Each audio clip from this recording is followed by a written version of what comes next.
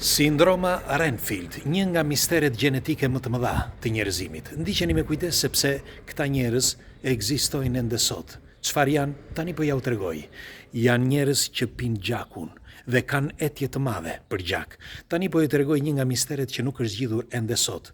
Si gjithmonë kush është rastisht nëse nuk e keni bërë ende lidhuni me këtë faqe që të shihemi sërish dhe faleminderit që jemi përbashkë.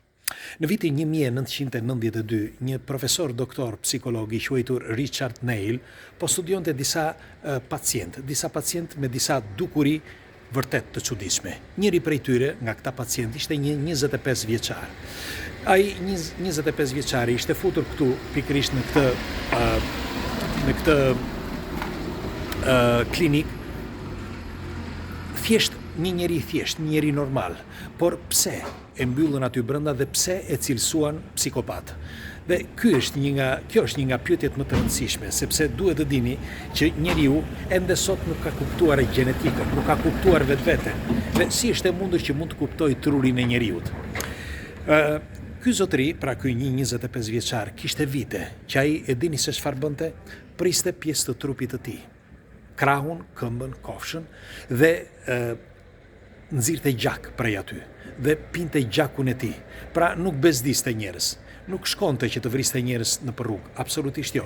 Shpeshherë mundet që të kapte ndonjë kafsh nga këto që kafsh në përpyje, po themi, ose ndonjë qend që rrinte rrugëve, qen rrugësh ose mace. Dhe çfarë bënte? Herëherë dilte natën që mos ta shihnin dhe shkonte dhe kapte këto kafshët.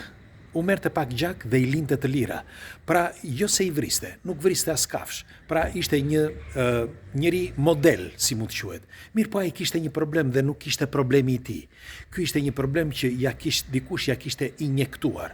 Injektuar në çfarë sensi? Nuk dihet. Askush nuk e di se kush, si mund të injektojnë një gjë të tillë. Sepse ai lindi me këtë patologji. Pra që kur ishte i vogël, ai dëshironte vetëm të pinte gjak. Në fakt, kur jepnin disa bisteka, ai i thoshte i dua bistekat kur shkonte në restorante, për shembull, ose edhe nëna e tij, i thoshte që i donte të gjalla. Dhe i merrte bistekat dhe i thithte gjakun, pra ashtu të gjalla. Dhe këtë e kishin vënë re disa nga shokët e tij, por nuk e kishin kuptuar se çfarë. Ai ndoshta mendonin se ai ndoshta i pëlqente kështu. Pra i pëlqenin gjërat sepse ka njerëz që i pëlqen për shembull mishi i freskët, i papjekur. Keni raste me qindra raste. Mirë po ai nuk hante mish. Ai, pra, problemi i tij ishte vetëm që pinte gjak, asgjë tjetër. Dhe gjakun e tij ai kishte vite që pinte, rreth 12 vjet që pinte gjak. Pra që kur ishte 13-14 vjeç. E kështu në vitin 1992, zotëria në fjalë, pra një 25 vjeçari, shkoi në spital sepse ishte reduktuar në fund. Pra ai pothuajse po humbiste jetën, sepse nuk hante gjë tjetër. Pra, me kalimin e kohës, duke konsumuar gjithmonë më shumë gjak, ai kishte nevojë, me fjalë ai nuk hante asgjë tjetër dhe në këtë rast kishte nevojë për ushqim. Mirë po nuk kishte uri. Ky ishte problemi. Ndonse trupi i tij i kërkonte ushqim. Dhe ky ishte shkaku që ai u prezantua në spital. Mirë po, në spital e morën dhe e çuan direkt tek profesor Richard Neil. Profesori, pasi e studioi gjatë, kuptoi që zotëria në fjalë kishte këtë patologji, pra që e quajtën Renfield. Pra kjo patologji sepse e mori nga personazhi Dracula.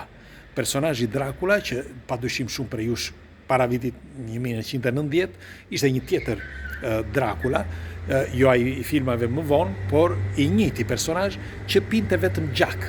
Pra shkonte natën, dilte natën dhe pinte gjak, asgjë tjetër.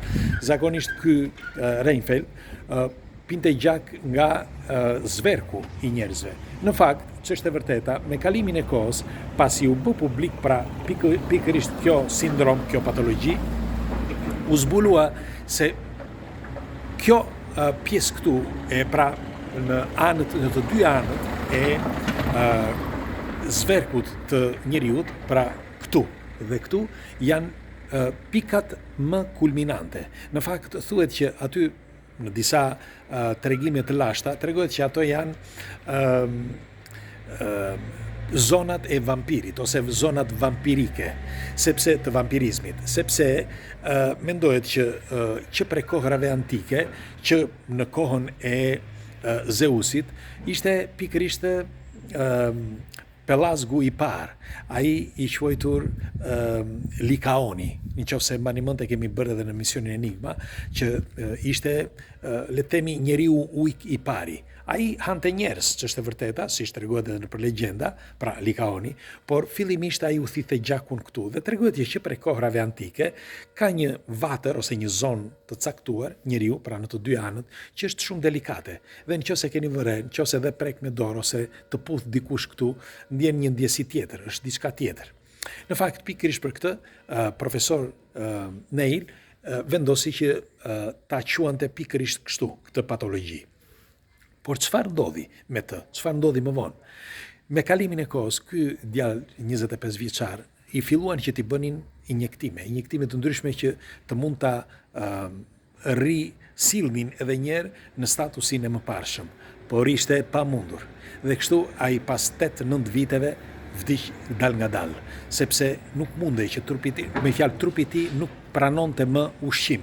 Ndonse ata jepni ushqim, ndonse edhe me flebo, me ujë me sheqer, që është e vërteta, dhe gjëra tjera, e nxirte, pra i vilte. Dhe dal nga dal derisa vdiq në moshë të re.